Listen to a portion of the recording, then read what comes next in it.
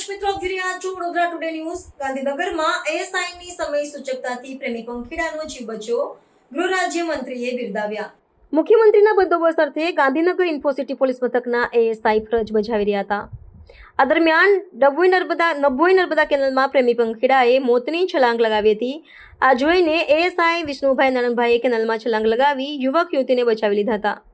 આ પ્રશંસનીય કાર્ય બદલ રાજ્યના ગૃહ રાજ્યમંત્રી હર્ષ સંઘવીએ પણ તેમને અભિનંદન પાઠવ્યા છે।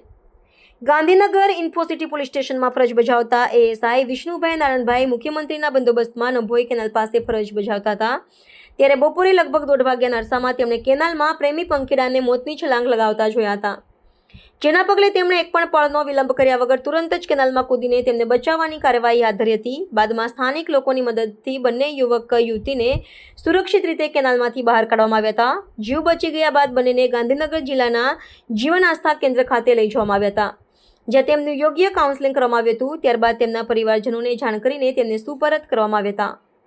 એએસઆઈની આ હિંમતભરી કામગીરી સમાજ માટે એક ઉત્તમ ઉદાહરણ પૂરું પાડ્યું છે, ત્યારે ગૃહ રાજ્યમંત્રી હર્ષ સંઘવીએ પણ તેમના સાહસ અને કર્તવ્ય નિષ્ઠાની પ્રશંસા કરી છે।